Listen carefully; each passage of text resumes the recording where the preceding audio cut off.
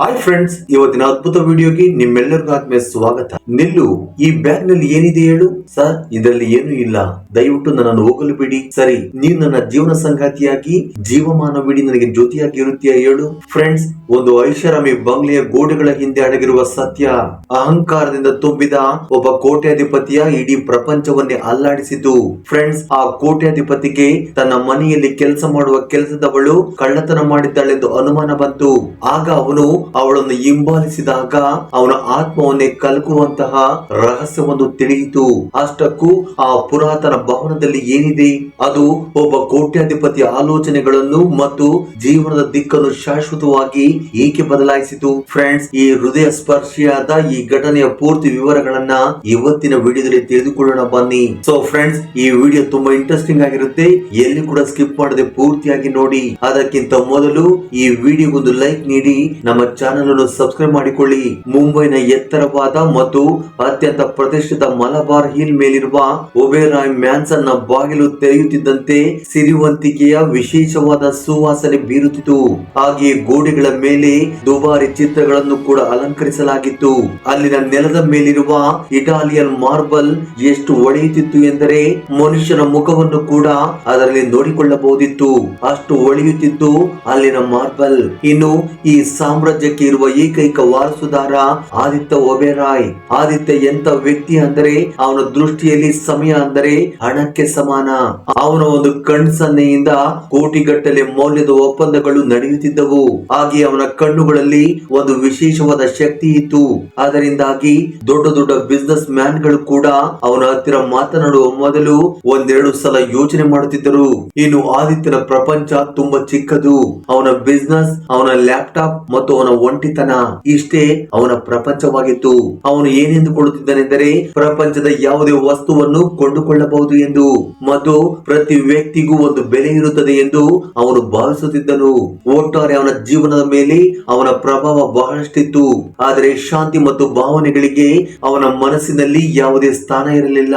ಆದರೆ ಈ ಐಷಾರಾಮಿ ಭವನದ ಒಂದು ಮೂಲೆಯಲ್ಲಿ ಒಬ್ಬ ಮಹಿಳೆ ಇದ್ದಳು. ಆದಿತ್ಯ ಕಳೆದ 3 ವರ್ಷಗಳಿಂದ ಅವಳನ್ನು ಎಂದು ಹತ್ತಿರದಿಂದ ಗಮನಿಸಿರಲಿಲ್ಲ. ಅವಳು ಬೇರೆ ಯಾರು ಅಲ್ಲ, ಪಾವನಿ. ಪಾವನಿ ಆ ಕೋಟ್ಯಾಧಿಪತಿಯ ಮನೆಯಲ್ಲಿ ಮನೆ ಕೆಲಸ ಮಾಡುವ ಒಬ್ಬ ಹೆಂಗಸು. ಅವಳು ಸೂರ್ಯೋದಯಕ್ಕೂ ಮುನ್ನ ಬಂದು ರಾತ್ರಿ ಕಳೆಯುವುದರೊಳಗೆ ಮಾಯವಾಗುತ್ತಿದ್ದಳು. ಅವಳು ಯಾವಾಗಲೂ ಹಳೆಯ ಪಂಜಾಬಿ ಉಡುಪನ್ನು ಧರಿಸುತ್ತಿದ್ದಳು. ಸೂರ್ಯನ ಬೆಳಕು ಮತ್ತು ಆ ಬಟ್ಟೆಯನ್ನು ಪದೇ ಪದೇ ತೊಳೆಯುವುದರಿಂದ ಅದರ ಬಣ್ಣ ಸಂಪೂರ್ಣವಾಗಿ ಮೊಸಕಾಗಿತ್ತು. ಅವಳ ತಲೆ ಮತ್ತು ಭುಜಗಳ ಮೇಲೆ ಅವಳ ಚುನ್ನಿ ಯಾವಾಗಲೂ ಮುಚ್ಚಲ್ಪಟ್ಟಿತ್ತು. ಅವಳ ಪಾದಗಳ ಮೇಲೆ ಸರಳವಾದ ರಬ್ಬರ್ ಚಪ್ಪಲಿಗಳು ಇದ್ದವು. ಅವಳು ನಡೆಯುವಾಗ ಅವು ಬಡಿಯುವ ಶಬ್ದವನ್ನು ಮಾಡುತ್ತಿದ್ದವು. ಒಂದು ರೀತಿ ಪಾವನಿ ಆದಿತ್ಯನಿಗೆ ಓಡುವ ಮಿಷನ್ ಅಂತಿದ್ದಳು. ಮನೆಯನ್ನು ಸ್ವಚ್ಛವಾಗಿಡುವುದು ಅವಳ ಕೆಲಸವಾಗಿತ್ತು. ಪಾವನಿ ಎಂದಿಗೂ ಯಾರೊಂದಿಗೂ ಮಾತನಾಡಲಿಲ್ಲ, ಎಂದಿಗೂ ಗಾಸಿಪ್ ಮಾಡಲಿಲ್ಲ ಮತ್ತು ಯಾವುದರ ಬಗ್ಗೆಯೂ ದೂರು ನೀಡಲಿಲ್ಲ. ಅವಳ ಶಾಂತ ಧ್ವನಿಯಲ್ಲಿ ಮತ್ತು ಸರಳವಾದ ಆಕೆ ಧರಿಸಿದ ಉಡುಪಿನಲ್ಲಿ ಒಂದು ನಿರ್ದಿಷ್ಟ ಘನತೆ ಅಡಗಿತ್ತು. ಆದರೆ ಆದಿತ್ಯ ಅದನ್ನು ಎಂದಿಗೂ ಹತ್ತಿರದಿಂದ ಗಮನಿಸಲಿಲ್ಲ. ಮೊದಲಿಗೆ ಎಲ್ಲವೂ ಸಾಮಾನ್ಯವಾಗಿತ್ತು. ಆದರೆ ಕಳೆದ ಕೆಲವು ವಾರಗಳಲ್ಲಿ ಆದಿತ್ಯ ಒಂದು ವಿಷಯವನ್ನು ಗಮನಿಸಿದ್ದನು. ಅಂದರೆ ಪಾವನಿ ಪ್ರತಿದಿನ ಸರಿಯಾಗಿ ಸಂಜೆ 6 ಗಂಟೆಗೆ ಕೆಲಸ ಬಿಡುವ ಆತುರದಲ್ಲಿ ಇರುತ್ತಿದ್ದಳು. ಆದರೆ ಆದಿತ್ಯ ಮಾತ್ರ ತುಂಬಾ ಕಟ್ಟುನಿಟ್ಟಿನ ಶಿಸ್ತಿನವನಾಗಿದ್ದನು. ಅದಕ್ಕಾಗಿಯೇ ತನ್ನ ಮನೆಯಲ್ಲಿ ಕೆಲಸ ಮಾಡುವವರು ಯಾರೇ ಆಗಿದ್ದರೂ ಇಷ್ಟು ಬೇಗ ಕೆಲಸ ಬಿಟ್ಟು ಹೋಗುವುದು ಅವನಿಗೆ ತುಂಬಾ ಸಿಟ್ಟು ತರಿಸುತ್ತಿತ್ತು. ಹೀಗೆ ಒಂದು ಸಂಜೆ ಆದಿತ್ಯ ಕೆಲಸದಿಂದ ಸ್ವಲ್ಪ ಬೇಗ ಮನೆಗೆ ಬಂದಾಗ ಅವನು ಒಂದು ವಿಷಯವನ್ನು ಗಮನಿಸಿದನು. ಪಾವನಿ ಅಡುಗೆ ಮನೆಯ ಹಿಂಬಾಗಿಲಿಂದ ಹೊರಡುವುದನ್ನು ಅವನು ನೋಡಿದನು. ಅವಳು 2 ದೊಡ್ಡ ನೈಲಾನ್ ಚೀಲಗಳನ್ನು ಹೆಗಲ ಮೇಲೆ ಹೊತ್ತುಕೊಂಡು ಯಾರಾದರೂ ತನ್ನನ್ನು ಗಮನಿಸುತ್ತಿದ್ದಾರೆ ಎಂಬ ಭಯದಿಂದ ಹಿಂತಿರುಗಿ ನೋಡುತ್ತಲೇ ಇದ್ದಳು. ಅವಳ ಮುಖದಲ್ಲಿ ವಿಚಿತ್ರವಾದ ಭಯ ಮತ್ತು ಒಳಪು ಇತ್ತು. ಅದು ಮೊದಲ ಬಾರಿಗೆ ಆದಿತ್ಯನ ಗಮನ ಸೆಳೆಯಿತು. ಅವಳು ಧರಿಸಿದ್ದ ಹಳೆಯ ಪಂಜಾಬಿ ಉಡುಗೆ ಗಾಳಿಯಲ್ಲಿ ಹಾರಾಡುತ್ತಿತ್ತು. ಅದು ಒಂದು ರೀತಿ ಅವಳ ಬಡತನವನ್ನು ಸೂಚಿಸುತ್ತಿತ್ತು. ಆದರೆ ಅವಳ ಕಣ್ಣುಗಳು ಬೇರೆಯದೇ ಕಥೆಯನ್ನು ಹೇಳುತ್ತಿದ್ದವು. ಈಗ ಆದಿತ್ಯನಿಗೆ ಅನುಮಾನ ಬರಲು ಪ್ರಾರಂಭಿಸಿತು. ಅವಳು ನನ್ನ ಮನೆಯಿಂದ ಏನನ್ನಾದ್ರೂ ಕದಿಯುತ್ತಿದ್ದಾಳೆ, ಬಹುಶಃ ಆ ಚೀಲದಲ್ಲಿ ದುಬಾರಿ ವಸ್ತುಗಳನ್ನು ಮರೆ ಮಾಡುತ್ತಿದ್ದಾಳೆ ಎಂದು ಅವನು ಆಶ್ಚರ್ಯಪಟ್ಟನು. ಏಕೆಂದರೆ ಆದಿತ್ಯನಿಗೆ ಮೋಸ ಮಾಡುವವರನ್ನು ಕಂಡರೆ ಇಷ್ಟವಿರಲಿಲ್ಲ. ಆದರೆ ಅವನೊಳಗೆ ಒಂದು ರೀತಿಯ ಕುತೂಹಲವಿತ್ತು. ಅದು ಅವನನ್ನು ಪಾವನಿಯಂತ ಆಕರ್ಷಣೆ ಮಾಡಿತು. ಇದರೊಂದಿಗೆ ಈ ವಿಷಯದ ಬಗ್ಗೆ ಸ್ವತಃ ತಿಳಿದುಕೊಳ್ಳಲು ಅವನು ನಿರ್ಧಾರ ಮಾಡಿದನು. ಪಾವನಿ ಗೇಟ್ ಕಡೆಗೆ ಹೋದಾಗ ಆದಿತ್ಯನ ಕಠಿಣ ಮತ್ತು ಗಂಭೀರ ಧ್ವನಿ ಪ್ರತಿಧ್ವನಿಸಿತು. ಪಾವನಿ, ನಿಲ್ಲು ಎಂದು ಜೋರಾಗಿ ಕೂಗಿದನು. ಪಾವನಿ ಇಡೀ ದೇಹವು ಎಪ್ಪುಗಟ್ಟಿತು. ಅವಳು ನಿಧಾನವಾಗಿ ಹಿಂತಿರುಗಿ ನೋಡಿದಾಗ ಅವಳ ಕಣ್ಣುಗಳಲ್ಲಿ ವಿಚಿತ್ರವಾದ ಭಯವಿತ್ತು. ಆದರೆ ಆ ಭಯದ ಹಿಂದೆ ಆಳವಾದ ಮುಗ್ಧತೆಯು ಅಡಗಿತ್ತು. ಅದು ಕೋಪಗೊಂಡ ಆದಿತ್ಯನನ್ನು ಕ್ಷಣ ಮಾತ್ರದಲ್ಲಿ ಶಾಂತಗೊಳಿಸಿತು. ಆದಿತ್ಯ ಜೋರಾದ ಹೆಜ್ಜೆಯೊಂದಿಗೆ ಅವಳ ಕಡೆಗೆ ಬಂದನು. ಅವನ ನೆರಳು ಚಿಕ್ಕದಾಗಿದ್ದರೂ ಪಾವನಿಯ ನೆರಳುಗಳಿಗಿಂತ ದೊಡ್ಡದಾಗಿತ್ತು. ಪಾವನಿ, ಸರ್, ನೀವು ಏಕೆ ಇಷ್ಟು ಬೇಗ ಬಂದಿದ್ದೀರಿ ಎಂದು ಮೃದು ಧ್ವನಿಯಲ್ಲಿ ಕೇಳಿದಳು. ಪಾವನಿಯ ಧ್ವನಿ ನಿಧಾನವಾಗಿತ್ತು, ಆದರೆ ಆದಿತ್ಯ ಏನೂ ಸಹ ಮಾತನಾಡಲಿಲ್ಲ. ಅವನ ಕಣ್ಣುಗಳು ನೇರವಾಗಿ ಆ 2 ಚೀಲಗಳ ಮೇಲೆ ಬಿದ್ದವು. ಅವನು ಮೃದುವಾಗಿ, ಪಾವನಿ, ಈ ಚೀಲಗಳಲ್ಲಿ ಏನಿದೆ? ಪಾವನಿ ಚೀಲಗಳನ್ನು ತನ್ನ ಬೆನ್ನ ಹಿಂದೆ ಮರೆ ಮಾಡಲು ಪ್ರಯತ್ನಿಸಿದಳು. ಏನೂ ಇಲ್ಲ ಸರ್, ಕೆಲವು ಹಳೆಯ ವಸ್ತುಗಳು ಮಾತ್ರ ಇವೆ ಎಂದಳು. ಇದರಿಂದ ಆದಿತ್ಯನ ಅನುಮಾನ ಇನ್ನಷ್ಟು ದೃಢವಾಯಿತು. ಆಗ ಮತ್ತೆ ಆದಿತ್ಯ, ನೀನು ನಿಜವಾಗಿಯೂ ನನ್ನ ಮನೆಯಿಂದ ಹಳೆಯ ವಸ್ತುಗಳನ್ನು ತೆಗೆದುಕೊಂಡು ಹೋಗುತ್ತಿದ್ದೀಯೋ ಅಥವಾ ಬೆಲೆ ಬಾಳುವ ಏನನ್ನಾದರೂ ತೆಗೆದುಕೊಂಡು ಹೋಗುತ್ತಿದ್ದೀಯಾ? ಚೀಲಗಳನ್ನು ಇಲ್ಲಿಗೆ ತಂದು ನನಗೆ ತೋರಿಸು ಎಂದು ಜೋರಾಗಿ ಗಡಸಾದ ಧ್ವನಿಯಲ್ಲಿ ಕೇಳುತ್ತಾನೆ. ಆದರೆ ಪಾವನಿಯ ಕಡೆಗೆ ಅವನ ಕಣ್ಣುಗಳಲ್ಲಿ ವಿಚಿತ್ರ ಆಕರ್ಷಣೆ ಜಾಗೃತವಾಗಲು ಪ್ರಾರಂಭವಾಯಿತು. ಹರಿದ ಹಳೆಯ ಪಂಜಾಬಿ ಉಡುಪಿನಲ್ಲಿರುವ ಈ ಸಾಮಾನ್ಯ ಮಹಿಳೆ ನನ್ನಿಂದ ಯಾವ ರಹಸ್ಯವನ್ನು ಮರೆ ಮಾಡುತ್ತಿದ್ದಾಳೆ ಎಂದು ಅವನು ತಿಳಿದುಕೊಳ್ಳಲು ಬಯಸಿದನು. ಆದರೆ ಪಾವನಿ ಏನನ್ನು ಹೇಳಲಿಲ್ಲ. ಅವಳು ತನ್ನ ಮುಷ್ಟಿಯನ್ನು ಬಿಗಿದಳು. ಆ ಸಮಯದಲ್ಲಿ ಅವಳು ಏನೋ ದೊಡ್ಡದನ್ನು ಮರೆ ಮಾಡುತ್ತಿದ್ದಾಳೆ ಎಂದು ಆದಿತ್ಯ ಭಾವಿಸಿದನು. ಸರಿ, ಆಗ ಆದಿತ್ಯ ಒಂದು ಹೆಜ್ಜೆ ಹಿಂದಕ್ಕೆ ಇಡುತ್ತಾ, ಸರಿ ಪಾವನಿ, ನಾನು ಇಂದು ನಿನ್ನನ್ನು ಬಿಟ್ಟು ಹೋಗುತ್ತಿದ್ದೇನೆ. ಆದರೆ ಇದನ್ನು ನೆನಪಿಟ್ಟುಕೋ, ಒಬರಾಯ್ ಮಹಲ್ನಿಂದ ಏನನ್ನಾದರೂ ಹೊರಗೆ ಹೋದರೆ ನನಗೆ ಅದರ ಬಗ್ಗೆ ಖಂಡಿತವಾಗಿಯೂ ಗೊತ್ತಾಗುತ್ತದೆ ಎಂದನು. ಇದರೊಂದಿಗೆ ಪಾವನಿ ಒಂದೇ ಒಂದು ಮಾತನ್ನು ಹೇಳದೆ ಗೇಟ್ ಮೂಲಕ ಹಿಂತಿರುಗಿದಳು. ಅವಳು ಹೊರಗೆ ಹೋಗುವುದನ್ನು ಆದಿತ್ಯ ನೋಡುತ್ತಲೇ ಅಲ್ಲೇ ಇದ್ದನು. ಅವನ ಕಣ್ಣುಗಳಲ್ಲಿ ಈಗ ಅನುಮಾನ ಮಾತ್ರವಲ್ಲ, ಹಲವು ವರ್ಷಗಳಿಂದ ಅವನು ಅನುಭವಿಸಿದ ಅಶಾಂತಿಯೂ ಇತ್ತು. ಪಾವನಿ ಹಳೆಯ ಚೀಲಗಳಲ್ಲಿ ಏನೋ ರಹಸ್ಯ ಅಡಗಿದೆ ಎಂದು ಅವನಿಗೆ ಅರ್ಥವಾಯಿತು. ಇದು ಒಂದು ರೀತಿ ಅವನ ಐಷಾರಾಮಿ ಪ್ರಪಂಚಕ್ಕಿಂತ ಸಂಪೂರ್ಣವಾಗಿ ಭಿನ್ನವಾಗಿತ್ತು. ಮರುದಿನ ಆದಿತ್ಯನ ಮನಸ್ಸಿನಲ್ಲಿ ಒಂದೇ ಒಂದು ಆಲೋಚನೆ ಓಡುತ್ತಿತ್ತು. ಆ ನೈಲಾನ್ ಚೀಲಗಳ ಬಗ್ಗೆ ಹೇಗಾದರೂ ಸತ್ಯವನ್ನು ಕಂಡುಕೊಳ್ಳುವುದು ಎಂಬುದೇ ಅವನ ಉದ್ದೇಶವಾಗಿತ್ತು. ಆದ್ದರಿಂದ ಅವನು ತನ್ನ ಎಲ್ಲ ಆಫೀಸ್ ಮೀಟಿಂಗ್ ಗಳನ್ನು ರದ್ದು ಮಾಡಿ ಸಂಜೆ 6 ಗಂಟೆಗೆ ಆದಿತ್ಯ ತನ್ನ $1 ಮಿಲಿಯನ್ ಮೌಲ್ಯದ ರೋಲ್ಸ್ ರಾಯ್ಸ್ ಕಾರನ್ನು ಗ್ಯಾರೇಜ್ ನಲ್ಲಿ ನಿಲ್ಲಿಸಿದನು. ಅವನು ಅನೇಕ ವರ್ಷಗಳಿಂದ ಬಳಸದ ಸರಳ ಧೂಳಿನ SUV ಹೊರತೆಗೆದನು. ಅವನು ಸರಳವಾದ ಕಪ್ಪು ಟಿ ಶರ್ಟ್, ಕಪ್ಪು ಟೋಪಿ, ಒಟ್ಟಾರೆ ಕಪ್ಪು ಬಣ್ಣದ ಬಟ್ಟೆಗಳನ್ನು ಧರಿಸಿದ್ದನು. ತನ್ನ ಗುರುತನ್ನು ಮರೆ ಮಾಡಲು ಕನ್ನಡಕವನ್ನು ಧರಿಸಿದ್ದನು. ತನ್ನ ಕಟ್ಟಡದ ಮುಖ್ಯ ದ್ವಾರದಿಂದ ಸ್ವಲ್ಪ ದೂರದಲ್ಲಿ ರಸ್ತೆ ಬದಿಯಲ್ಲಿ ಕಾಯುತ್ತಿದ್ದನು. ಪಾವನಿ ಸರಿಯಾಗಿ 6:20ಕ್ಕೆ ಗೇಟ್ ನಿಂದ ಹೊರಬಂದಳು. ಅವಳ ನಡಿಗೆ ಇಂದು ವೇಗವಾಗಿತ್ತು. ಅವಳ ಹೆಗಲ ಮೇಲೆ ಅದೇ 2 ಭಾರವಾದ ಚೀಲಗಳಿದ್ದವು. ಅವಳ ಹಳೆಯ ಪಂಜಾಬಿ ಉಡುಪಿನ ಗರಿಗಳು ದಣ್ಣಿದ ಪಕ್ಷಿ ರೆಕ್ಕೆಗಳಂತೆ ಗಾಳಿಯಲ್ಲಿ ಹಾರುತ್ತಿದ್ದವು. ಆದಿತ್ಯ ಕಾರನ್ನು ಚಲಾಯಿಸಿ ನಿಧಾನವಾಗಿ ಅವಳನ್ನು ಹಿಂಬಾಲಿಸಿದನು. ಪಾವನಿ ಟ್ಯಾಕ್ಸಿಗಳು ಮತ್ತು ರಿಕ್ಷಾಗಳನ್ನು ತೆಗೆದುಕೊಳ್ಳಲಿಲ್ಲ. ಅವಳು ಕಿರಿದಾದ ಬೀದಿಗಳಲ್ಲಿ ಕಾಲ್ನಡಿಗೆಯಲ್ಲಿ ನಡೆಯುತ್ತಲೇ ಇದ್ದಳು. ಈ ತೆಳ್ಳಗಿನ ಹುಡುಗಿ ಇಷ್ಟು ಭಾರವಾದ ಚೀಲಗಳನ್ನು ಹಿಡಿದು ಹೀಗೆ ವೇಗವಾಗಿ ನಡೆದುಕೊಂಡು ಹೋಗುತ್ತಿದ್ದಾಳೆ ಎಂದು ನೋಡಿ ಆದಿತ್ಯನಿಗೆ ಆಶ್ಚರ್ಯವಾಯಿತು. ಆ ನಗರದ ಸೌಂದರ್ಯ ನಿಧಾನವಾಗಿ ಕಡಿಮೆಯಾಗುತ್ತಿತ್ತು. ರಸ್ತೆಗಳು ಗುಂಡಿಗಳಿಂದ ತುಂಬಿದ್ದವು. ಆದಿತ್ಯ ಮುಂಬೈನ ಎತ್ತರದ ಗೋಪುರಗಳಿಲ್ಲದ ಸ್ಥಳವನ್ನು ತಲುಪಿದ್ದನು. ಆ ಪ್ರದೇಶವು ಕೊಳೆಗೇರಿಗಳು ಮತ್ತು ಹಳೆಯ ಶಿಥಿಲವಾದ ಮನೆಗಳಿಂದ ತುಂಬಿತ್ತು. ಪಾವನಿ ಒಂದು ಪ್ರಾಚೀನ ಕಟ್ಟಡದ ಮುಂದೆ ನಿಂತಳು. ಆದಿತ್ಯ ಸ್ವಲ್ಪ ದೂರದಲ್ಲಿ ತನ್ನ ಕಾರನ್ನು ನಿಲ್ಲಿಸಿ ಅವಳನ್ನು ರಹಸ್ಯವಾಗಿ ಹಿಂಬಾಲಿಸಿದನು. ಪಾವನಿ ಒಂದು ದೊಡ್ಡ ಕೋಣೆಯನ್ನು ಪ್ರವೇಶ ಮಾಡುವುದನ್ನು ಅವನು ನೋಡಿದನು. ಅದರೊಂದಿಗೆ ಆದಿತ್ಯ ಕಿಟಕಿಯ ಸಣ್ಣ ತೂತಿನ ಮೂಲಕ ಒಳಗೆ ನೋಡಿದನು. ಆಗ ಅವನು ಕಂಡ ದೃಶ್ಯವು ಒಂದು ರೀತಿ ಅವನನ್ನು ಬೆಚ್ಚಿ ಬೀಳಿಸಿತು. ಒಳಗೆ ಅನೇಕ ವೃದ್ಧರು ಮರದ ಮೇಜುಗಳ ಮೇಲೆ ಕುಳಿತಿದ್ದರು. ತರಕಾರಿ ಮಾರಾಟಗಾರರು, ಕಾರ್ಮಿಕರು ಮತ್ತು ಅನೇಕ ವೃದ್ಧರು ಇದ್ದರು. ಈಗ ಪಾವನಿ ನೆಲವನ್ನು ಗುಡಿಸುತ್ತಿರಲಿಲ್ಲ. ಬದಲಾಗಿ ಕೈಯಲ್ಲಿ ಸೀಮೆ ಸುಣ್ಣದ ತುಂಡನ್ನು ಹಿಡಿದು ಕಪ್ಪು ಹಲಗೆ ಮೇಲೆ ಬರೆಯುತ್ತಿದ್ದಳು. ಅವಳು ತನ್ನ ಚೀಲಗಳನ್ನು ತೆರೆದು ಪೆನ್ಸಿಲ್ಗಳು, ನೋಟ್ಬುಕ್ಗಳು ಮತ್ತು ಆದಿತ್ಯನ ಮನೆಯಿಂದ ತಂದಿದ್ದ ಉಳಿದ ಆಹಾರವನ್ನು ಹೊರತೆಗೆದಳು. ಆ ಆಹಾರವನ್ನು ಆಕೆ ಸ್ವತಃ ತಿನ್ನಲಿಲ್ಲ, ಆದರೆ ಹಸಿದ ವೃದ್ಧರಿಗೆ ಪ್ರೀತಿಯಿಂದ ಹಂಚಿದಳು. ಹಳೆಯ ಹರಿದ ಬಟ್ಟೆಗಳನ್ನು ಧರಿಸಿದ್ದ ಹುಡುಗಿ ಈಗ ಶಿಕ್ಷಕಿಯಂತೆ ಹೊಳೆಯುತ್ತಿರುವುದನ್ನು ಆದಿತ್ಯ ನೋಡಿದ. ಆಕೆ ಧ್ವನಿಯಲ್ಲಿ ಅಧಿಕಾರ ಮತ್ತು ಗೌರವವಿತ್ತು. ಅವಳು ಒಬ್ಬೊಬ್ಬ ವಿದ್ಯಾರ್ಥಿಯ ಬಳಿಗೆ ಒಂದೊಂದು ಸಾರಿ ಹೋಗಿ ಅವರ ಕೈಗಳನ್ನು ಹಿಡಿದು ಅಕ್ಷರಗಳನ್ನು ಬರೆಯುವುದು ಮತ್ತು ಔಷಧ ಲೇಬಲ್ಗಳನ್ನು ಓದುವುದು ಹೀಗೆ ಎಂದು ಕಲಿಸುತ್ತಿದ್ದಳು. ಅವಳು ಕಲಿಸುತ್ತಿರುವಾಗ ಪಾವನಿಯ ಧ್ವನಿ ಕಿಟಕಿಯ ಮೂಲಕ ಆದಿತ್ಯನನ್ನು ತಲುಪಿತು. ಓದುವುದು ಅಕ್ಷರಗಳನ್ನು ಕಲಿಯುವುದರ ಬಗ್ಗೆ ಮಾತ್ರವಲ್ಲ, ಅದು ನಿಮ್ಮ ಘನತೆಯನ್ನು ರಕ್ಷಿಸುವುದರ ಬಗ್ಗೆ. ನೀನು ಓದಲು ಕಲಿಯುವವರೆಗೂ ಜಗತ್ತು ನಿನ್ನನ್ನು ಕೀಳಾಗಿ ನೋಡುತ್ತದೆ ಎಂದು ಹೇಳುತ್ತಾ ಪಾವನಿ ಅವರಿಗೆ ಬೋಧಿಸುತ್ತಿದ್ದಳು. ಇದನ್ನು ಕಂಡ ಆದಿತ್ಯ ಕಿಟಕಿಯ ಹೊರಗೆ ಎಪ್ಪುಗಟ್ಟಿ ನಿಂತನು. ಆದಿತ್ಯ ಅವಳನ್ನು ಕೇವಲ ಸೇವಕಿಯಾಗಿ ನೋಡಿದನು, ಆದರೆ ಅವಳು ಸಮಾಜದ ಕತ್ತಲೆಯನ್ನು ಹೋಗಲಾಡಿಸುವವಳು. ಅದು ಆದಿತ್ಯ ಎಂದಿಗೂ ಅನುಭವಿಸದ ಕತ್ತಲೆ.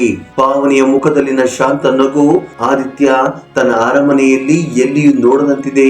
ಮೊದಲ ಬಾರಿಗೆ ಆದಿತ್ಯ ತನ್ನ ಸೂಟ್, ಶೂ ಮತ್ತು ಕಾರಿನ ಬಗ್ಗೆ ಹೆಮ್ಮೆ ಪಡುವುದಕ್ಕೆ ತನ್ನ ಬಗ್ಗೆ ನಾಚಿಕೆ ಪಡುತ್ತಾನೆ. ಅವನು ಕೋಟಿಗಟ್ಟಲೆ ಸಂಪಾದಿಸಿದ್ದಾನೆ, ಆದರೆ ಅವನಿಗೆ ಪಾವನಿಯಂತೆ ಒಳ್ಳೆಯ ಹೃದಯ ಅಥವಾ ಗುರಿ ಇಲ್ಲ. ಅವನು ಅಲ್ಲಿ ಗೋಡೆಗೆ ಹೊರಗೆ ಕುಳಿತು ಅವಳನ್ನು ದಿಟ್ಟಿಸಿ ನೋಡುತ್ತಿದ್ದಾನೆ. ಅವಳ ಮೇಲಿನ ಅವನ ಅನುಮಾನ ಈಗ ವಿಚಿತ್ರ ಗೌರವವಾಗಿ ಬದಲಾಗುತ್ತದೆ.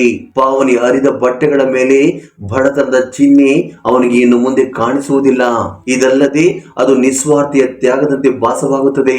ಈ ಸಾಮಾನ್ಯ ಹುಡುಗಿ ಹಲವು ವರ್ಷಗಳಿಂದ ಮನೆ ಮಾಡಿದ್ದ ತನ್ನ ಕಲ್ಲಿನ ಹೃದಯದ ಒಂದು ಭಾಗವನ್ನು ಮುಟ್ಟಿದ್ದಾಳೆಂದು ಆದಿತ್ಯ ಅರಿತುಕೊಂಡನು. ಆ ರಾತ್ರಿ ಅವನು ತನ್ನ ಮನೆಗೆ ಹಿಂತಿರುಗುವ ಹೊತ್ತಿಗೆ ಆದಿತ್ಯ ಸಂಪೂರ್ಣವಾಗಿ ಬದಲಾಗಿದ್ದಾನೆ. ಪಾವನಿ ಹಳೆಯ ಚೀಲದಲ್ಲಿ ಕದ್ದ ವಸ್ತುಗಳಲ್ಲ, ಆದರೆ ಇಡೀ ಪೀಳಿಗೆ ಕನಸುಗಳಿವೆ ಎಂದು ಅವನಿಗೆ ಅರ್ಥವಾಗಿತ್ತು. ಮರುದಿನ ಬೆಳಿಗ್ಗೆ ಆದಿತ್ಯ ಒಬೆರಾಯ್ ಮಹಲಿನ ಮೆಟ್ಟಿಲುಗಳ ಕೆಳಗೆ ನಡೆಯುತ್ತಿದ್ದನು. ಅವನ ಕಣ್ಣುಗಳು ಪಾವನಿಯನ್ನು ಹುಡುಕುತ್ತಿದ್ದವು. ಪಾವನಿ ಎಂದಿನಂತೆ ತರಕಾರಿಗಳನ್ನು ಕತ್ತರಿಸುತ್ತಾ ಅಡುಗೆ ಮನೆಯ ಮೂಲೆಯಲ್ಲಿ ನಿಂತಿದ್ದಳು. ಅವಳು ಧರಿಸಿದ್ದ ಹಳೆಯ ಪಂಜಾಬಿ ಉಡುಗೆ ಮತ್ತು ಅವಳ ತಲೆಯ ಸುತ್ತಲೂ ಸುತ್ತಿಕೊಂಡಿದ್ದ ಸರಳ ಚುನ್ನಿ ಇಂದು ಆದಿತ್ಯನಿಗೆ ತುಂಬಾ ಭಿನ್ನವಾಗಿ ಕಾಣುತ್ತಿತ್ತು. ಆದಿತ್ಯ ಅವಳ ಬಳಿಗೆ ಹೋಗಿ ಏನು ಹೇಳಲು ಹೊರಟಿದ್ದ, ಆದರೆ ಆ ಕ್ಷಣ ಅವನ ಫೋನ್ ರಿಂಗ್ ಆಯಿತು. ಇಂದು ಅವನು ನಗರದ ದೊಡ್ಡ ಉದ್ಯಮಿಗಳಿಗಾಗಿ ಮತ್ತು ಆದಿತ್ಯನ ವಿದೇಶಿ ಪಾರ್ಟ್ನರ್ಸ್ ಗಳಿಗಾಗಿ ಒಬೆರೈ ಭವನದಲ್ಲಿ ಅದ್ದೂರಿ ಊಟದ ಪಾರ್ಟಿಯನ್ನು ಆಯೋಜಿಸಿದ್ದನು. ಆದಿತ್ಯನು ತನ್ನ ಭಾವನೆಗಳಿಗೆ ಅನುಗುಣವಾಗಿ ಮತ್ತೆ ಅದೇ ಪ್ಯೂರ್ ಬಿಸಿನೆಸ್ ಮ್ಯಾನ್ ಮುಖವಾಡವನ್ನು ಹಾಕಬೇಕಾಯಿತು. ಮಧ್ಯಾಹ್ನದ ಹೊತ್ತಿಗೆ ಇಡೀ ಭವನವು ಅತಿಥಿಗಳಿಂದ ತುಂಬಿತ್ತು. ರೇಷ್ಮೆ ಪರದೆಗಳ ಸದ್ದು ಮತ್ತು ಶ್ರೀಮಂತ ಸುಗಂಧ ದ್ರವ್ಯಗಳ ವಾಸನೆ ಎಲ್ಲೆಡೆ ವ್ಯಾಪಿಸಿತು. ಆದಿತ್ಯನ ಬಿಸಿನೆಸ್ ಪಾರ್ಟ್ನರ್ ಶ್ರೀ ಸಿಂಘನಿಯ ತನ್ನ ಹೆಂಡತಿ ಮತ್ತು ಕೆಲವು ಪ್ರಭಾವಿ ಸ್ನೇಹಿತರೊಂದಿಗೆ ಮಾತನಾಡುತ್ತಾ ಲಿವಿಂಗ್ ರೂಮಿನಲ್ಲಿ ಕುಳಿತಿದ್ದ. ಬಿಳಿ ಎಫ್ರನ್ ಧರಿಸಿದ್ದ ಪಾವನಿ ತಲೆ ಬಾಗಿಸಿ ಅತಿಥಿಗಳಿಗೆ ನೀರು ಮತ್ತು ಸ್ಟಾರ್ಟರ್ಗಳನ್ನು ಬಡಿಸುತ್ತಾಳೆ. ಇದ್ದಕ್ಕಿದ್ದಂತೆ ತನ್ನ ಸಂಪತ್ತಿನ ನಶೆಯಲ್ಲಿದ್ದ ಸಾಂಕನಿಯ ಹೆಂಡತಿ ಪಾವನಿಯ ನೀರಿನ ಕನ್ನಡಗಳನ್ನು ನೋಡದೆ ಮುಟ್ಟುತ್ತಾಳೆ. ಪರಿಣಾಮವಾಗಿ ಗಾಜಿನಲ್ಲಿರುವ ನೀರು ಜಾರಿ ಅವಳ ದುಬಾರಿ ಡಿಸೈನರ್ ಗೌನ್ ಮೇಲೆ ಬೀಳುತ್ತದೆ. ಇದರಿಂದ ಇಡೀ ಸಭಾಂಗಣವೇ ಮೌನ. ಸಿಂಘನಿಯ ಹೆಂಡತಿ ಕೂಗುತ್ತಾಳೆ, ಶಿಷ್ಟಾಚಾರ ಗೊತ್ತಿಲ್ಲವೇ? ನನ್ನ ಮೇಲೆ ನೀರು ಸುರಿಯುವ ಧೈರ್ಯ ನಿನಗೆ ಹೇಗೆ ಬಂತು ಎಂದು ಪಾವನಿ ಮೇಲೆ ಕೂಗಾಡುತ್ತಾಳೆ. ಆಗ ಪಾವನಿ, ಮೇಡಮ್ ದಯವಿಟ್ಟು ಕ್ಷಮಿಸಿ, ಇದು ಆಕಸ್ಮಿಕವಾಗಿ ಜಾರಿತು ಎಂದು ಹೇಳುತ್ತಾಳೆ. ಆದರೆ ಸಿಂಘನಿಯ ಹೆಂಡತಿಯ ಕೋಪ ಕಡಿಮೆ ಆಗಲಿಲ್ಲ. ಪಾವನಿಯ ಹರಿದ ಹಳೆಯ ಪಂಜಾಬಿ ಉಡುಪನ್ನು ತೋರಿಸಿ ಎಲ್ಲರ ಮುಂದೆ ಅವಳನ್ನು ಅವಮಾನಿಸಲು ಪ್ರಾರಂಭಿಸುತ್ತಾಳೆ. ಆದಿತ್ಯ, ನೀನು ನಿನ್ನ ಮನೆಯಲ್ಲಿ ಇಷ್ಟೊಂದು ಕೊಳಕಾದ ಸೇವಕಿಯನ್ನು ಹೇಗೆ ನೇಮಿಸಿಕೊಂಡೆ? ಅವಳ ಬಟ್ಟೆಗಳನ್ನು ನೋಡು, ಅವು ಎಲ್ಲೆಡೆ ಹರಿದಿವೆ ಅಂತ ಜನರು ನಿಮ್ಮ ಮನೆಯ ವಾತಾವರಣವನ್ನು ಹಾಳು ಮಾಡುತ್ತಾರೆ. ಅವಳನ್ನು ತಕ್ಷಣ ಹೊರಗೆ ತಳ್ಳಿ, ಇಲ್ಲದಿದ್ದರೆ ನಾವು ಇಲ್ಲಿ ಒಂದು ಕ್ಷಣವೂ ಇರುವುದಿಲ್ಲ ಎಂದು ಜೋರಾಗಿ ಹೇಳುತ್ತಾಳೆ. ಅಲ್ಲಿ ನಿಂತಿದ್ದ ಇತರೆ ಶ್ರೀಮಂತ ಅತಿಥಿಗಳು ಮೌನವಾಗಿ ಒಳಗೊಳಗೆ ನಕ್ಕರು. ಕೆಲವರು ಪಾವನಿ ಹರಿದ ಬಟ್ಟೆಗಳನ್ನು ನೋಡಿ ತಮಾಷೆ ಮಾಡಿದರು, ಇನ್ನು ಕೆಲವರು ಅವಳ ಬಡತನವನ್ನು ನೋಡಿ ತಮಾಷೆ ಮಾಡಿದರು. ಇದು ಪಾವನಿಯ ಕಣ್ಣುಗಳಲ್ಲಿ ನೀರು ತರಿಸಿತು. ಅವಳು ಅವಮಾನದಿಂದ ಕುಸಿದು ಬಿದ್ದಳು. ಇದನ್ನೆಲ್ಲ ದೂರದಿಂದ ನೋಡುತ್ತಿದ್ದ ಆದಿತ್ಯ ನಿಧಾನವಾಗಿ ಆ ಗುಂಪಿನ ಬಳಿಗೆ ಬಂದನು. ಎಲ್ಲರ ಮುಖದಲ್ಲಿ ಒಂದೇ ನಗು ಇತ್ತು. ಆದಿತ್ಯ ಪಾವನಿಯನ್ನು ಅವಮಾನ ಮಾಡಿ ಮನೆಯಿಂದ ಹೊರಕಳಿಸುತ್ತಾನೆ ಎಂದು ಅವರು ಭಾವಿಸಿದ್ದರು. ಆದರೆ ಆದಿತ್ಯ ಪಾವನಿಯ ಬಳಿಗೆ ಹೋಗಿ ಅವಳನ್ನು ನಿಲ್ಲಿಸಿದನು. ಅವನು ಅವಳ ಕಣ್ಣುಗಳನ್ನು ನೋಡಿದನು. ನಿನ್ನೆ ಆ ಸಿದ್ಧ ಸ್ಥಿತಿಯಲ್ಲಿದ್ದ ಮನೆಗಳಲ್ಲಿ ಮೂಲ ಬೆಳಕನ್ನು ಹೊರಸೂಸಿದ ಕಣ್ಣುಗಳು. ಆಗ ಆದಿತ್ಯ ನಿಧಾನವಾಗಿ ಸಿಂಗನಿಯಳ ಹೆಂಡತಿಯನ್ನು ನೋಡಲು ಹಿಂದಕ್ಕೆ ತಿರುಗಿದನು. ಅವನ ಧ್ವನಿ ಎಂದಿಗಿಂತಲೂ ತಂಪಾಗಿತ್ತು, ಜೊತೆಗೆ ತುಂಬಾ ಭಾರವಾಗಿತ್ತು. ಮಿಸ್ಟರ್ ಸಿಂಗನಿಯ, ನಿಮ್ಮ ಹೆಂಡತಿ ಹೇಳಿದ್ದು ಸರಿ. ಪಾವನಿ ಈ ಮನೆಗೆ ಸೂಟಲ್ಲ ಎಂದು ಹೇಳಿದನು. ಎಲ್ಲ ಅತಿಥಿಗಳು ಇದರಿಂದ ಸಂತೋಷ ಪಟ್ಟರು. ಆದರೆ ಆದಿತ್ಯ ಮತ್ತೆ ತನ್ನ ಮಾತನ್ನು ಮುಂದುವರಿಸಿದನು. ಏಕೆಂದರೆ ಪಾವನಿ ನಿರ್ವಹಿಸಿದ ಪಾತ್ರಕ್ಕೆ ಹೋಲಿಸಿದರೆ ಈ ಮನೆಯ ಸೊಸೆಯಂದಿರು ತುಂಬಾ ಚಿಕ್ಕವರು. ಅವಳ ಹರಿದ ಬಟ್ಟೆಗಳನ್ನು ತೆಗೆದುಕೊಂಡು ನೀವು ಏನು ಮಾಡುತ್ತಿದ್ದೀರಿ? ಅವಳು ಯಾವ ರೀತಿಯ ಬೀದಿಗಳಲ್ಲಿ ತಿರುಗುತ್ತಾಳೆಂದು ನಿಮಗೆ ತಿಳಿದಿದೆಯೇ? ನಿಮ್ಮಂತ ಜನರು ಅಲ್ಲಿಗೆ ಹೋಗಲು ಅರ್ಹರಲ್ಲ. ನೀವು ಮಾತನಾಡುವ ಕೊಳಕು ಮಾತುಗಳು ಅವಳ ಬಟ್ಟೆಗಳಲ್ಲಿಲ್ಲ, ಅದು ನಿಮ್ಮ ಆಲೋಚನೆಗಳಲ್ಲಿದೆ ಎಂದು ಅವನು ಹೇಳಿದನು. ಇದ್ದಕ್ಕಿದ್ದಂತೆ ಭಯಾನಕ ಮೌನವು ಇಡೀ ಸಭಾಂಗಣವನ್ನು ಆವರಿಸಿತು. ಆದಿತ್ಯ ಪಾವನಿಯ ಕೈಯಿಂದ ಟ್ರೇ ತೆಗೆದುಕೊಂಡು ಅವಳ ಪಕ್ಕದ ಮೇಜಿನ ಮೇಲೆ ಇಟ್ಟನು. ಅವನು ಎಲ್ಲರ ಮುಂದೆ ಪಾವನಿಯ ಭುಜದ ಮೇಲೆ ತನ್ನ ಕೈಯನ್ನು ಇಟ್ಟನು. ಇದು ಕೇವಲ ಬೆಂಬಲವಲ್ಲ, ಇದು ಅವಳಿಗೆ ಅವನು ನೀಡುತ್ತಿರುವ ಹಕ್ಕು ಎಂಬಂತೆ ಅವನು ಹೇಳಿದನು. ನೀವು ಸೇವಕಿ ಎಂದು ಕರೆಯುವ ಈ ಮಹಿಳೆ ನಾವು ಮನುಷ್ಯರೆಂದು ಪರಿಗಣಿಸಿದ ಜನರಿಗೆ ಅಕ್ಷರಗಳನ್ನು ಕಲಿಸುತ್ತಾಳೆ. ಆದ್ದರಿಂದ ಪಾವನಿ ಈ ಮನೆಯ ಸೌಂದರ್ಯವನ್ನು ಹೆಚ್ಚಿಸುತ್ತಿಲ್ಲ ಎಂದು ನೀವು ಭಾವಿಸಿದರೆ ಬಹುಶಃ ನಾನು ಈ ಮನೆಯ ಸೌಂದರ್ಯವನ್ನು ಹೆಚ್ಚಿಸುವ ಅಗತ್ಯವಿಲ್ಲ. ನಿಮ್ಮ ಊಟ ಮುಗಿದಿದೆ, ಈಗ ನೀವೆಲ್ಲರೂ ನನ್ನ ಮನೆಯಿಂದ ಹೊರಡಬಹುದು ಎಂದು ಹೇಳಿದನು. ಇದರೊಂದಿಗೆ ಎಲ್ಲ ಅತಿಥಿಗಳು ನಾಚಿಕೆಯಿಂದ ತಲೆ ಬಾಗಿಸಿ ಅಲ್ಲಿಂದ ಹೊರಟು ಹೋದರು. ಆದಿತ್ಯ ಪಾವನಿ ಕಡೆಗೆ ನೋಡಿದನು. ಪಾವನಿ ಕಟುವಾಗಿ ಅಳುತ್ತಿದ್ದಳು. ಆಗ ಆದಿತ್ಯ ಮೃದುವಾಗಿ ಮಾತನಾಡಿ ಪಾವನಿಗೆ ಹೇಳಿದಳು, ಪಾವನಿ, ನೀವು ಅಳುವುದನ್ನು ನಿಲ್ಲಿಸಿ. ನಾಳೆಯಿಂದ ನೀವು ಇಲ್ಲಿ ಗುಡಿಸಬೇಕಾಗಿಲ್ಲ. ನಾಳೆಯಿಂದ ನೀವು ಒಬೇರಾಯ್ ಫೌಂಡೇಶನ್ ನ ಮುಖ್ಯಸ್ಥರಾಗಿ ನೀವು ಸ್ವತಃ ಸಂಸ್ಥೆಯನ್ನು ನಡೆಸುತ್ತೀರಿ. ಇದನ್ನು ಕೇಳಿದ ಪಾವನಿ ಆಶ್ಚರ್ಯದಿಂದ ಆದಿತ್ಯನನ್ನು ನೋಡಿದಳು. ಅವನ ಕಣ್ಣುಗಳಲ್ಲಿ ಪ್ರೀತಿ ಮತ್ತು ಗೌರವವು ಅವಳ ಎಲ್ಲ ಹಳೆಯ ಗಾಯಗಳನ್ನು ಗುಣಪಡಿಸಿತು. ಆದಿತ್ಯ ತನ್ನ ಬಗ್ಗೆ ಸಹಾನುಭೂತಿ ಮಾತ್ರವಲ್ಲದೆ ಆಳವಾದ ವಾತ್ಸಲ್ಯವನ್ನು ಬೆಳೆಸಿಕೊಂಡಿದ್ದಾನೆಂದು ಆಕೆ ಅರಿತುಕೊಂಡಳು.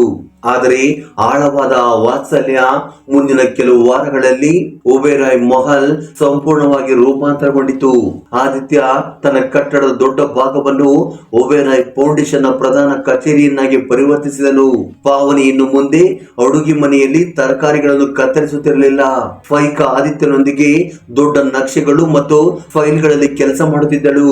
ಆದಿತ್ಯ ತನ್ನ ಸಣ್ಣ ಆಫೀಸ್ ಅನ್ನು ತನ್ನ ಒಂಟಿ ಪತ್ನಿ ಕಂಪನಿಯಾಗಿ ಪರಿವರ್ತಿಸಲು ನಗರದಲ್ಲಿನ ಅತ್ಯುತ್ತಮ ಸಂಪನ್ಮೂಲಗಳನ್ನು ಸಂಗ್ರಹಿಸಿದನು. ಆದರೆ ಆದಿತ್ಯ ಒಂದು ವಿಷಯವನ್ನು ಗಮನಿಸಿದನು. ಪಾವನಿ ಇನ್ನು ಅದೇ ಹರಿದ ಹಳೆಯ ಪಂಜಾಬಿ ಉಡುಪನ್ನು ಧರಿಸಿದ್ದಳು. ಇದರೊಂದಿಗೆ ಆದಿತ್ಯ ಆಕೆಗಾಗಿ ತುಂಬಾ ದುಬಾರಿಯಾದ ಸೂಟ್ಗಳು ಮತ್ತು ಸೀರೆಗಳನ್ನು ಆರ್ಡರ್ ಮಾಡಿದ. ಆದರೆ ಪಾವನಿ ಅವುಗಳನ್ನು ಮುಟ್ಟಲಿಲ್ಲ. ಈ ರೀತಿ ನಡೆಯುತ್ತಿರುವಾಗ ಒಂದು ಸಂಜೆ ಆಫೀಸ್ ಕೆಲಸದ ನಂತರ ಆದಿತ್ಯ ಪಾವನಿಯನ್ನು ತನ್ನ ಸ್ಟಡಿ ರೂಮ್ಗೆ ಕರೆದನು. ಪಾವನಿ ಕಿಟಕಿಯ ಬಳಿ ನಿಂತು ಹೊರಗೆ ಮುಳುಗುವ ಸೂರ್ಯನನ್ನು ನೋಡುತ್ತಿದ್ದಳು. ಆಗ ಆದಿತ್ಯ ಅವಳ ಬಳಿಗೆ ಹೋಗಿ ಮೆಲ್ಲಗೆ, ಪಾವನಿ, ನಾನು ನಿಮಗಾಗಿ ಅನೇಕ ಬಟ್ಟೆಗಳನ್ನು ಆರ್ಡರ್ ಮಾಡಿದ್ದೇನೆ. ನೀವು ಅವುಗಳಲ್ಲಿ ಒಂದನ್ನು ಧರಿಸಿಲ್ಲ. ನಿಮಗೆ ಅವು ಇಷ್ಟವಾಗಲಿಲ್ಲವೇ? ಆಗ ಪಾವನಿ ಅವರ ಕಡೆಗೆ ಹಿಂತಿರುಗಿ ನೋಡಿದಳು. ಅವಳ ಕಣ್ಣುಗಳಲ್ಲಿ ವಿಚಿತ್ರವಾದ ದುಃಖವಿತ್ತು. ತನ್ನ ಹರಿದ ಪಂಜಾಬಿ ಉಡುಪಿನ ಅಂಚನ್ನು ಹಿಡಿದುಕೊಂಡು, ಸರ್, ಈ ಬಟ್ಟೆಗಳು ನಾನು ಎಲ್ಲಿಂದ ಬಂದಿದ್ದೇನೆ ಎಂಬುದನ್ನು ನನಗೆ ನೆನಪಿಸುತ್ತವೆ ಎಂದು ಹೇಳಿದಳು. ಸಾವಿರಾರು ಜನರು ಇನ್ನು ಹೊರಗೆ ಅದೇ ಪರಿಸ್ಥಿತಿಯಲ್ಲಿ ಇದ್ದಾರೆ ಎಂದು ಅವು ನನಗೆ ನೆನಪಿಸುತ್ತಿದ್ದಾವೆ. ನಾನು ಸುಂದರವಾದ ಹೊಳೆಯುವ ಬಟ್ಟೆಗಳನ್ನು ಧರಿಸಿದರೆ ನಾನು ಯಾರಿಗಾಗಿ ಹೋರಾಡುತ್ತಿದ್ದೇನೆಯೋ ಅವರ ನೋವನ್ನು ನಾನು ಮರೆತು ಬಿಡಬಹುದು ಎಂದು ಹೇಳಿದಳು. ಆದಿತ್ಯ ಏನನ್ನು ಮಾತನಾಡಲಿಲ್ಲ. ಇಲ್ಲಿಯವರೆಗೂ ಆದಿತ್ಯ ಒಡವೆ ಮತ್ತು ಬ್ರಾಂಡೆಡ್ ಬಟ್ಟೆಗಳಿಗಾಗಿ ಒದ್ದಾಡುತ್ತಿರುವ ಮಹಿಳೆಯರನ್ನು ಮಾತ್ರ ನೋಡಿದ್ದನು. ಆದರೆ ಅವನ ಮುಂದೆ ನಿಂತಿದ್ದ ಈ ಹುಡುಗಿಯ ಸರಳತೆ ಹಿಮಾಲಯ ಪರ್ವತದಂತಿತ್ತು. ಅದನ್ನು ಅಲುಗಾಡಿಸುವುದು ಅಸಾಧ್ಯವಾಗಿತ್ತು. ಆದಿತ್ಯ ಅವಳ ಕೈಯನ್ನು ಮೃದುವಾಗಿ ಹಿಡಿದುಕೊಂಡನು. ಅವನು ಅವಳನ್ನು ಮುಟ್ಟಿದ್ದು ಅದೇ ಮೊದಲು. ಪಾವನಿಯ ದೇಹವು ಇದರಿಂದ ಮರಗಟ್ಟಿತು. ಆದರೂ ಕೂಡ ಆಕೆ ಅವನ ಕೈಯನ್ನು ತೆಗೆಯಲಿಲ್ಲ.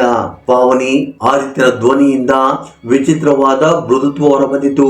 ಪಾವನಿ, ನೀನು ನನಗೆ ಮಾನವೀಯತೆಯನ್ನು ಮಾತ್ರ ಕಲಿಸಲಿಲ್ಲ, ನೀನು ನನಗೆ ಹೇಗೆ ಬದುಕಬೇಕೆಂದು ಕಲಿಸಿದ್ದೀಯಾ.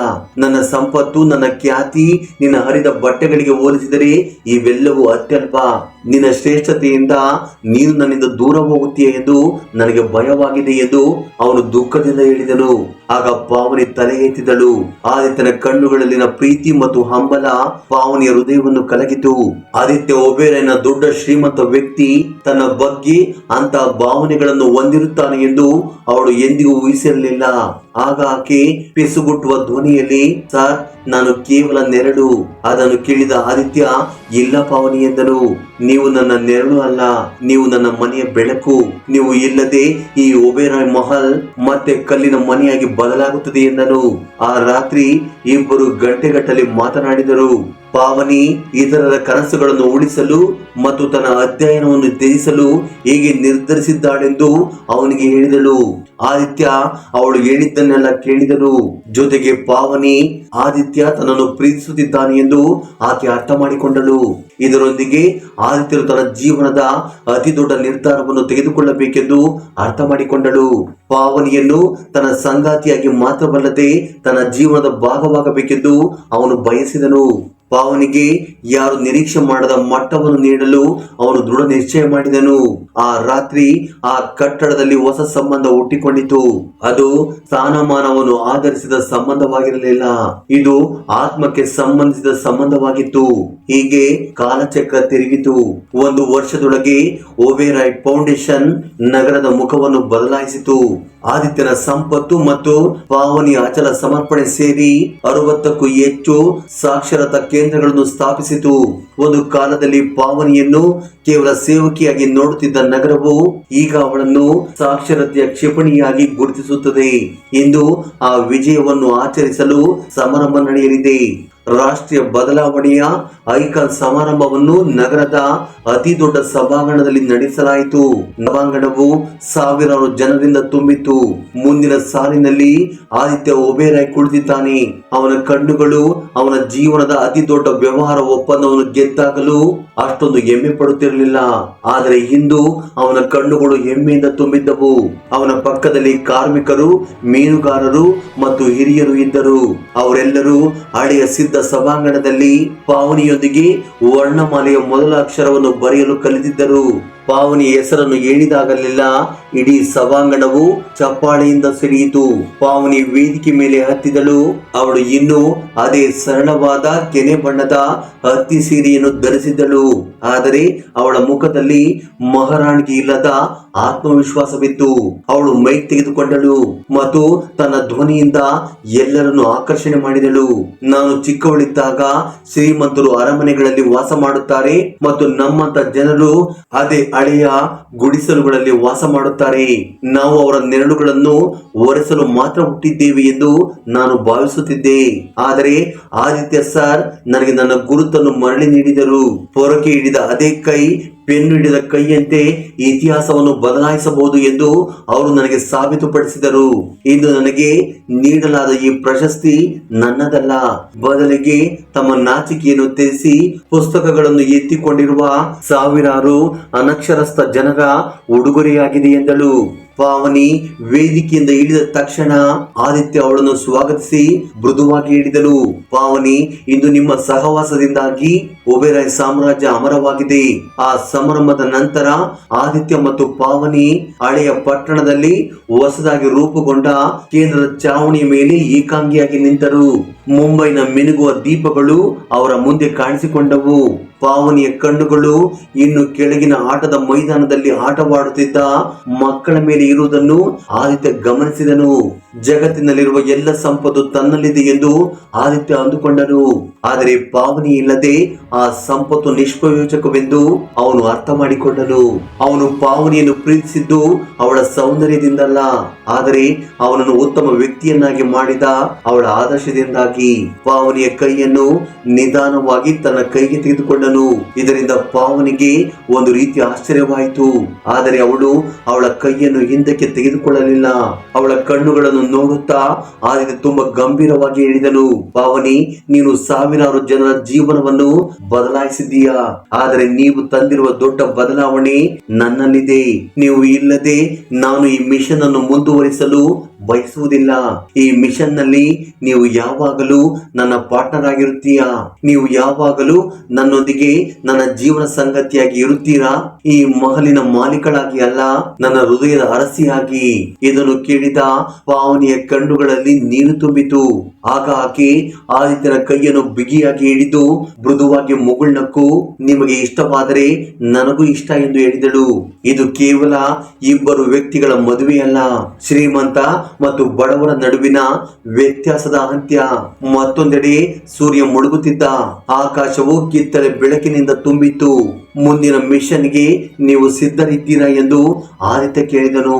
ಪಾವನಿ ತನ್ನ ಜೇಬಿನಿಂದ ಪೆನ್ನು ತೆಗೆದುಕೊಂಡು, ಪ್ರತಿಯೊಬ್ಬರು ತಮ್ಮ ಹೆಸರನ್ನು ಬರೆಯಲು ಕಲಿಯುವವರೆಗೆ ವಿಶ್ರಾಂತಿ ಪಡೆಯುವುದಿಲ್ಲ ಎಂದು ಹೇಳಿದಳು.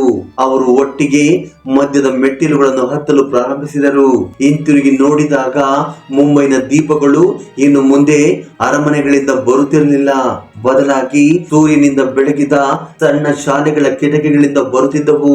ಈ ಕಾರ್ಯಕ್ರಮವು ವ್ಯಕ್ತಿ ನಿಜವಾದ ಗುರುತನ್ನು ಅವರ ಕಾರ್ಯಗಳಿಂದ ನಿರ್ಧರಿಸಲಾಗುವುದಿಲ್ಲ, ಬದಲಾಗಿ ಅವರ ಉದಾತ್ತ ಉದ್ದೇಶಗಳಿಂದ ನಿರ್ಧರಿಸಲಾಗುತ್ತದೆ ಎಂಬ ಸಂದೇಶದೊಂದಿಗೆ ಕೊನೆಗೊಳ್ಳುತ್ತದೆ. ಬೆಳಕು ಚೆಲ್ಲುವುದು ಕೇವಲ ಶ್ರೀಮಂತರ ಕೆಲಸವಲ್ಲ. ಸಣ್ಣ ದೀಪವನ್ನು ಬಳಸಿ ಬೆಳಕು ಚೆಲ್ಲುವುದು ಪ್ರತಿಯೊಬ್ಬ ವ್ಯಕ್ತಿಯ ಜವಾಬ್ದಾರಿಯಾಗಿದೆ. ಫ್ರೆಂಡ್ಸ್, ಇದು ನಮ್ಮ ವಿಡಿಯೋ. ಈ ವಿಡಿಯೋ ನಿಮ್ಗೆ ಇಷ್ಟವಾದರೆ ದಯವಿಟ್ಟು ಒಂದು ಲೈಕ್ ನೀಡಿ. ನಮ್ಮ ಚಾನಲ್ ಸಬ್ಸ್ಕ್ರೈಬ್ ಮಾಡಿಕೊಳ್ಳುವುದರ ಮೂಲಕ ಇನ್ನೂ ಹೆಚ್ಚಿನ ವಿಡಿಯೋ ಮಾಡಲು ದಯವಿಟ್ಟು ಸಪೋರ್ಟ್ ಮಾಡಿ. ಧನ್ಯವಾದಗಳು.